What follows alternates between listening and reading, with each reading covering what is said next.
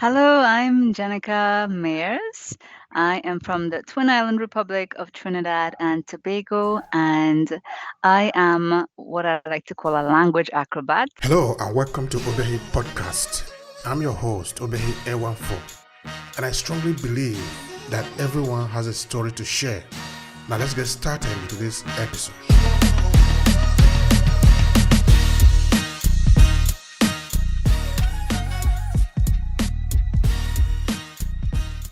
I have a passion for foreign languages, and that has become my full-time profession. So I work as an interpreter, translator, and I manage multilingual projects. That's interesting. So before we started recording just now, you were telling me that there is a kind of a holiday there that you guys are enjoying today, no? Is that correct?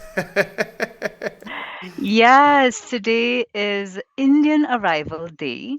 So, in a previous conversation, I was explaining to you that Trinidad and Tobago is a multi-ethnic society where we have um, all different ethnicities that coexist here. And so today we celebrate the arrival of the Indian indentured laborers who came to Trinidad and Tobago to work in the sugarcane plantations. And this was when African slavery was abolished.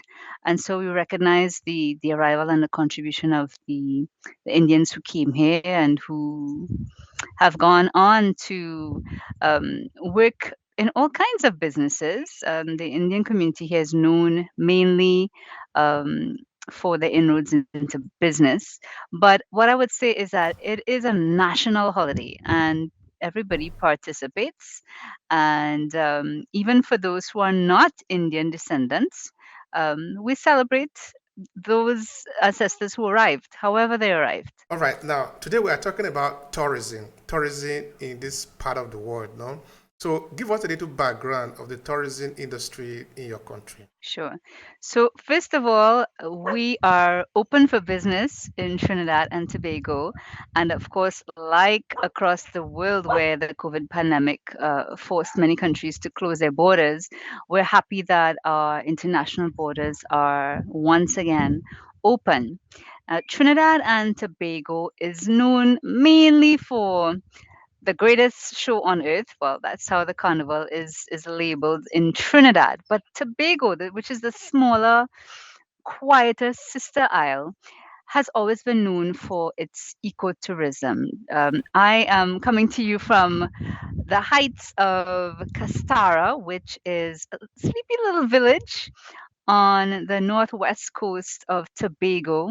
And as you can see behind me, it's just lush green all around. And just on the flip side, if I turn my laptop around, you see the Caribbean Sea. So Tobago is typically known for its lush tropical forest. As a matter of fact, the main ridge forest reserve is the oldest in the Western Hemisphere. Much of the island, about two-thirds of the island, is still under forest cover and it is protected. So when I say ecotourism, this is what I mean.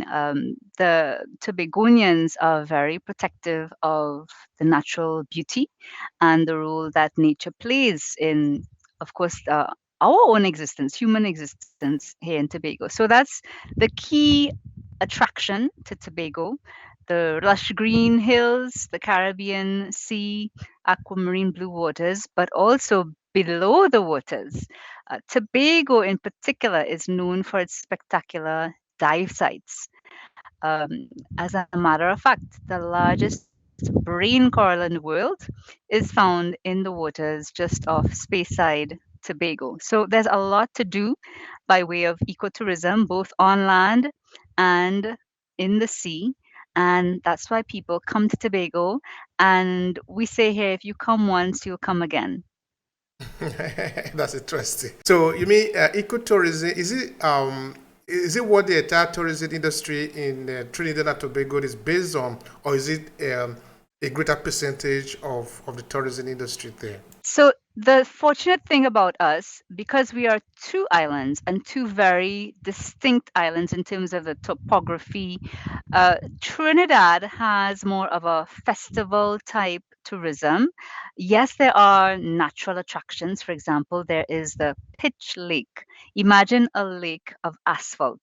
It is one of the wonders of the world and it's located in Trinidad. So people come from far and wide to see this massive lake of just black gooey stuff. It's wealth coming up, bubbling up from the core of the earth, and it's beautiful to visit and to experience.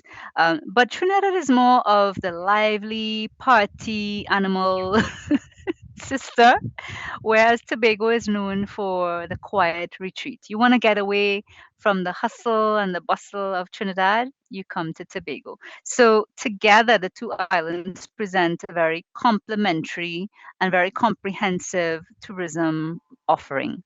Now, in more concrete terms, say maybe somebody where I don't know somebody that is in Germany or in US or in France coming to Trinidad and Tobago, and of course you need to know how specific places to visit. So, if you were to recommend to this individual that is coming in, where would you recommend as a place to visit, to enjoy, to have fun? So, as you mentioned, Germany, pre-COVID, there were direct flights on Condor from Berlin to Tobago. Currently, there are direct flights from London on British Airways and Virgin Airlines coming straight into Tobago. There is also a recent new connection on KLM from Amsterdam to Trinidad. So there are many options for getting here. The airlift is getting better, and of course, this is all in the context of borders reopening after COVID. So once you get here, or for those who like to plan ahead, really depending on what you enjoy, because there are very many different profiles of visitors. Some visitors want to have, great outdoor experiences. They want to be, um, sporty, more athletic type, rugged experiences, extreme adventure experiences. We have all of that to offer in both Trinidad and Tobago in terms of canyoning, for example, kayaking in the great outdoors, lots and lots of hiking trails, most of which lead to beautiful, spectacular waterfalls.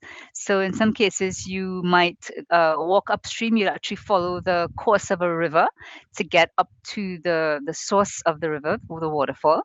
So, for those of you who like outdoor adventures, you will be equally satisfied in Trinidad and Tobago. The advantage of Tobago is that because it's so much smaller, we're just about 320 kilometers square in Tobago, very tiny island. So you can do a lot more, access all of these nature trails a lot more easily. Right behind me, for example, in the hills behind me, there's a trail. It's about a 30-minute trail, leads to a small waterfall. And if you continue walking, if you want a bit more adventure than that, you can walk for 6 hours and get to a spectacular beach.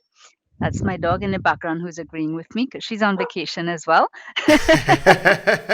So really depends on what you like. Some people just want to go curl up in a hammock, maybe at the beach, or just go tanning at the seaside.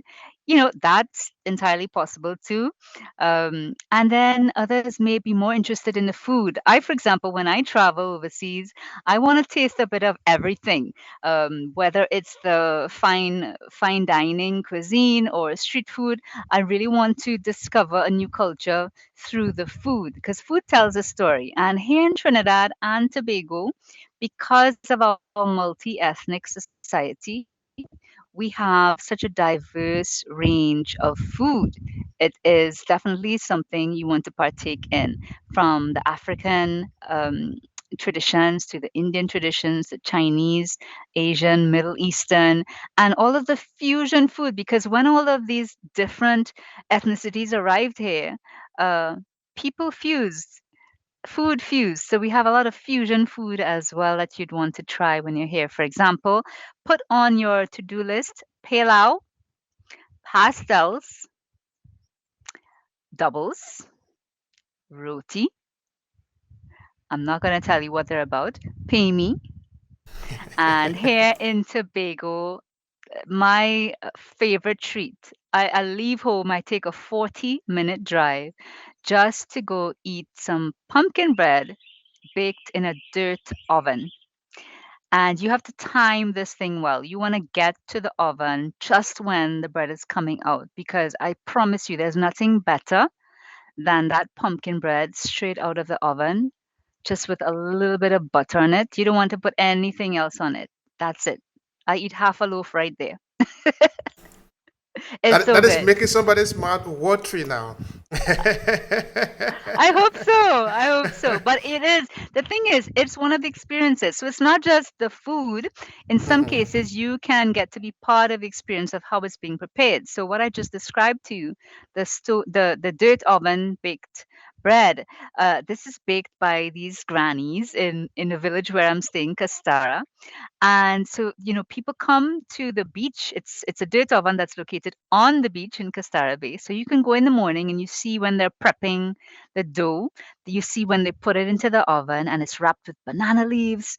And then you get the scent, the aroma that comes from the oven as it's baking.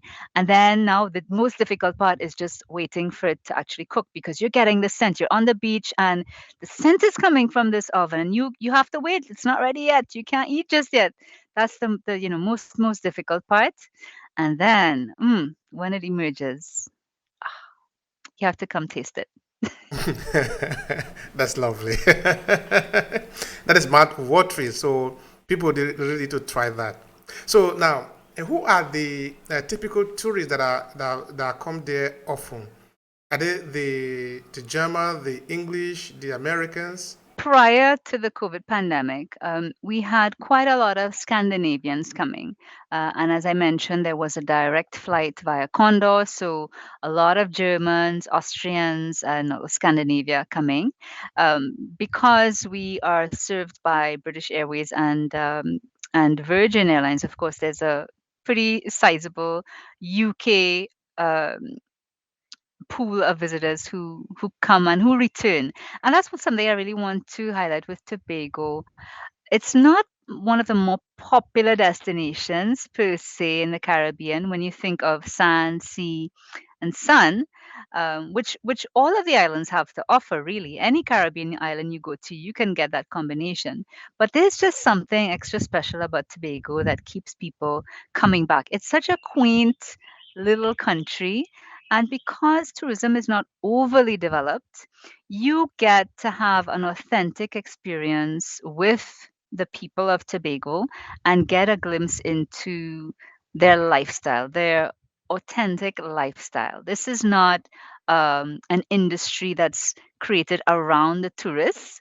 It's actually quite contradictory in that it's a tourism that is anchored in observing how the Tobagonians live their life.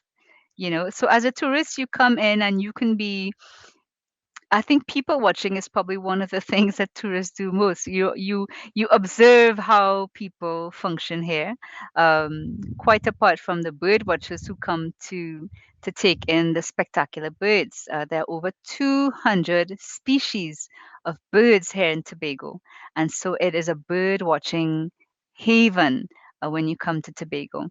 So as I said, it's mainly the Scandinavians. Swiss as well tend to come here. To some extent, you get Canadians coming in because there was also a direct flight on Sunwing Airways. So it really depends on the airlift. Those are the people who come. And of course, residents from the rest of the Caribbean who want to discover Tobago. Thank you so much for that. So you were saying that Trinidad and Tobago are not the most popular destination in the Caribbean in terms of tourism. So just for the sake of information, kind of general information, can you share with us which are some of the most popular destinations in the Caribbean? So let me ask you a question, Away. When you hear Caribbean, what comes to mind for you? What's the first thing you think of when you hear Caribbean? Ah, well, of course, Jamaica. Sure. And the only reason I asked you the question is because top of mind, Trinidad and Tobago is not necessarily top of mind. But yes, as you said, Jamaica, everybody knows Bob Marley and people associate, Jamaica with the music. You said Haiti. I also know a lot of people associate well, Haiti with the Haitian music, and because there's such a huge Haitian diaspora living in North America in particular. If you live in North America, chances are you have a Haitian friend, so you must have heard about Haiti. And then Haiti tends to be in the news, well, for all the wrong reasons, mainly because of natural disasters and violence and so forth. So it's always interesting what comes to the top of mind when you hear Caribbean. But really, typically, if you are the type of tourist who is looking for sun, sea, and sand experience, um, the northern islands of the Caribbean, like the Bahamas, Antigua, Barbudas, Cayman Islands, Turks and Caicos, these islands towards the north of the Caribbean archipelago, tend to be more popular just because of proximity, and of course there are more flights going into those countries. They have better airlift. Why I say Trinidad and Tobago is not necessarily the most popular when it comes to tourism, it's because we have simultaneously a blessing and a curse. We have long been an oil and gas based economy, and to some extent, because we have oil and gas, there has not been much effort invested into the tourism sector because there just wasn't need. Whereas the other islands of the Caribbean, who are not as blessed as we are with oil and gas, they have had to really get their tourism product together and make sure that it is a competitive product and develop tourist attractions by way of physical attractions, by way of festivals and experiences to be able to attract tourists worldwide. To some extent, we have not really done that in Trinidad and Tobago. Now, that might be to the tourist advantage in the sense, as I said earlier, you get a really authentic experience when you come here. Authentic meaning it's not built for the tourist, it's not a make believe sort of pieced together product just for the tourists. No, you get who we are, you get what we do, you get to be part of our daily life and just how we go about our business. That's what tourists experience when they come here. They experience our way of living. It's not just something that we put on display for tourists. That's very interesting. So I would have liked to spend some few seconds there when you were referring to the oil availability there or the oil resources there as both cost and blessing. Because for somebody like me coming from Nigeria, I can understand that perfectly well what it means. So, but anyway, let me that aside maybe for another Yes. day. Yeah, because, And because we are especially talking. now, Obey, now in the Yeah. context of course, what's going on with Russia and Ukraine, Russia being among the largest producers of oil, which is disrupting oil and gas supply globally. It is something that now, even though we're a very small oil and gas producer, and our capacity right now is quite limited because of the global situation. We are ramping up production. So you find once again the focus is being placed on oil and gas production and downstream industries as opposed to diversifying or further expanding our tourism products. So in that sense, it's a curse. All right. Since you are dragging me, let's explore that a little bit more. Um, we're not leaving tourism. We are coming back to that part. Is important, but since this is also part of the reality, we are looking at the experiences of the people. Okay, this is part of it. So in Trinidad and Tobago, do you have maybe petrochemical industries apart from just exploration of oil? Tell me more about that. I'm trying to understand how it affects the people in terms of job opportunity, innovation, and things like that. Yes. So just to maybe situate the context, we are a population of 1.4 million, so relatively small, right? We're like a small town in Nigeria, right? But the oil and gas production, we have a over 100 years history in oil and gas production, and again, we're a small player, but over the decades, we have developed the downstream industries, so petrochemicals, including ammonia. At one point, we were the largest producer of ammonia here in Trinidad, not Tobago, but in Trinidad, also producing methanol and a lot of other downstream products. However, when it was around 2010, around there was a slump in oil and gas prices. So at that point in time, we and the rest of the globe went into recession. We have emerged, or I would say are emerging from that still. And that's again one of the dangers of having an economy that's so dependent on oil and gas. It really is very fickle and it goes up and down depending on the international prices. So when I speak about the curse of having oil and gas, we're not cursed to have it. We're cursed in that it tends to maybe blindside us or hinder us from seeing the possibilities that exist outside of that sector in terms of diversifying the economy, whether it's in agriculture, whether it's in financial services, broadening the tourism product, or any other innovative means, as you spoke about innovation. All right. Now, there is an ambiguity. I don't know if it exists also there, that exists in Nigeria, in that the Nigeria oil basically is extracted. I mean, the crude oil, those crude are exported overseas, refined outside, and then brought back to Nigeria. That is how it works in the Nigeria situation. So when you say the cost of oil, Nigerians have a good experience of that. In fact, the oil in Nigeria is a cost to the Nigerian people. It had a huge country that have a lot of resources, even agriculture to just talk about. The Nigerian agricultural potential is able to feed the entire African population. But Nigerian people currently have to import food. As the Russia-Ukraine crisis is going on, Nigeria are also complaining of wheat. But these are people that should be able to produce this food. But like you said, because there is oil, they don't need people, they don't need more. The Nigerian politicians are very rich because they do oil, with the oil exploration, they make a lot of money. So they don't necessarily need the population to work. So we are a good example of the curse of oil. Coming back to the ambiguity I was talking about again, how does it work in Trinidad and Tobago? Do you refine your own oil or do you extract it like the way it is done in Nigeria? So up till recently, we had our own oil refinery, and we were also, although we produce oil, we were also importing crude oil from neighboring Venezuela. Venezuela is our nearest neighbor, but we had a refinery which was closed down a few years ago because it was deemed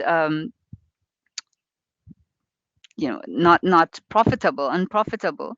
Of course, this refinery belonged to the state, so questions will always be asked about, uh, you know, is the state really the best manager of such resources? And that is a debate that continues. As a matter of fact, right now there is a process ongoing to sell the assets of that refinery, the state assets, to the highest bidder. And so now we have trade unions who have been bidding to take over these assets and some other private interest bidding to take over the assets. But the government has not yet been satisfied with the proposals that have been made. So where does that leave us? We have huge state assets. And when I say state, belongs to the taxpayers, right? So that are basically wasting away, rusting away, not being put to productive use at this time, and so we are having to import refined oil.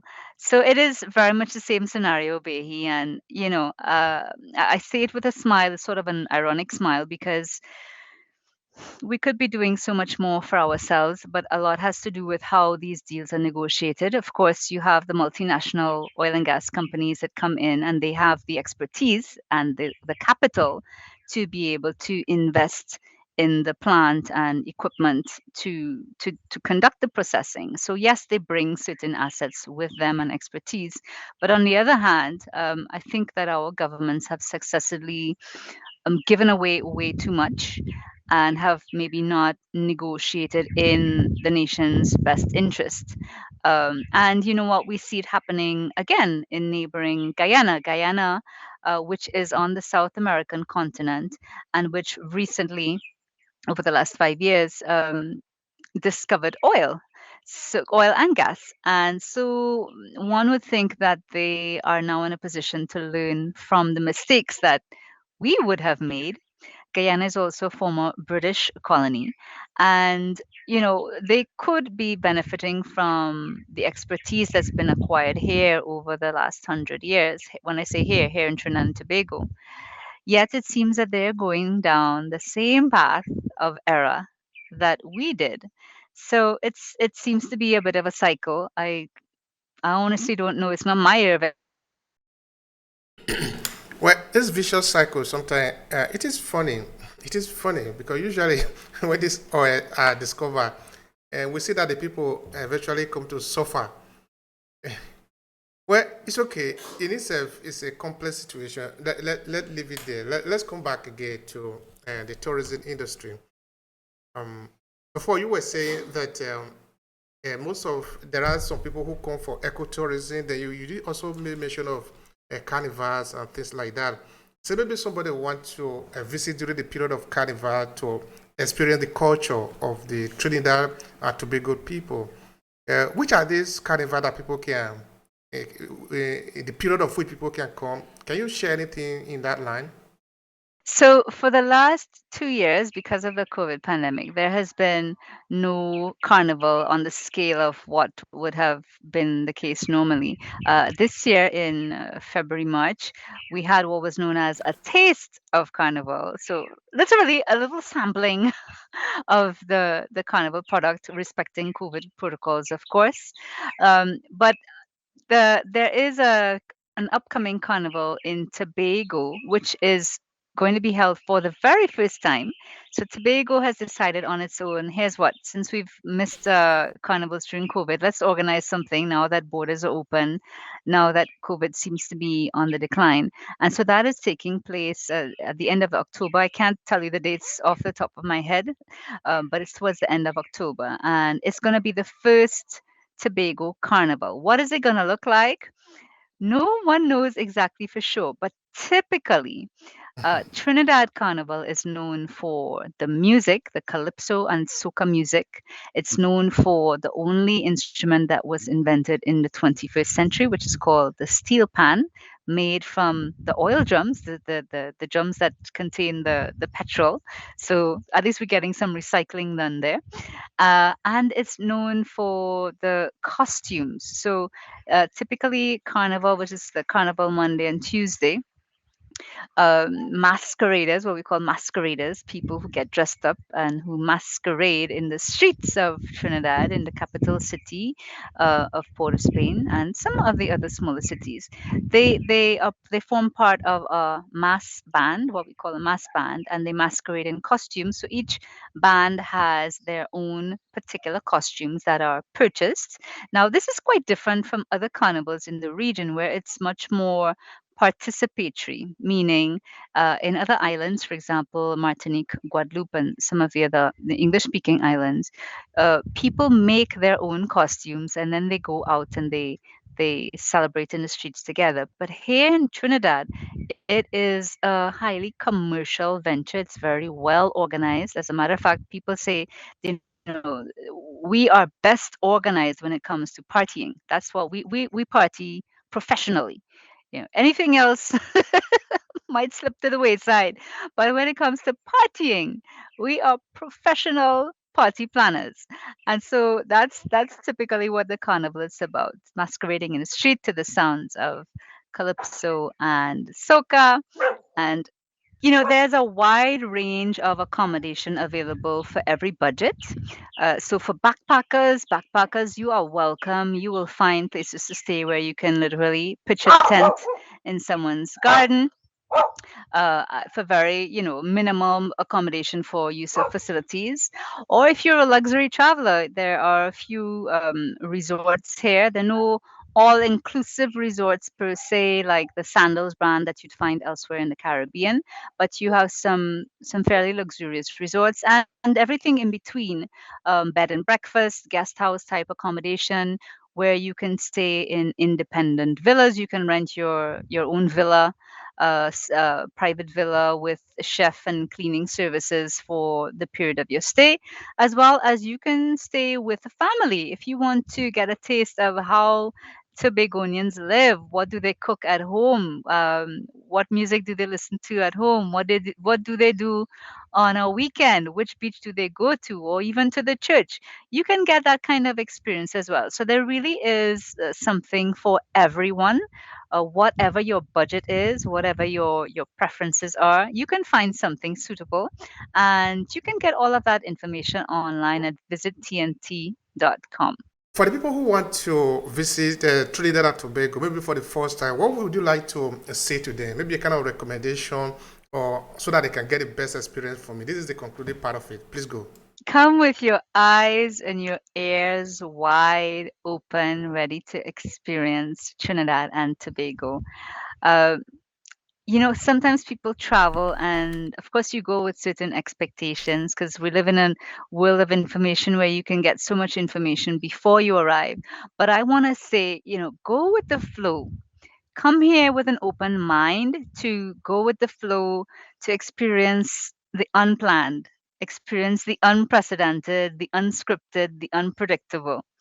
That would be my best bit of advice. You could literally be, I don't know, in the supermarket buying something, you bump into someone, strike up a conversation. People are very friendly here. And next thing you know, you're being invited to a Hindu wedding to go eat curry at somebody's wedding. Doesn't matter if all you have is beach clothes, you can still go to the wedding and you will be made to feel most welcome. And I described that as something that I have done. Just invited random people home, but that is quite typical of us. Trinidadians and Tobagonians are very friendly. We want to welcome you into our intimacy. We want to welcome you into our authentic way of life, and that's something people may not be accustomed to, and it might strike you as being kind of, well, that's a little creepy. Why is that person inviting me? They don't even know me. But that's just how we are. That's just how we are. So that's why I say go with the flow and be open minded. Of course, use wisdom, use discernment in those situations. But typically speaking, go with the flow and follow your intuition.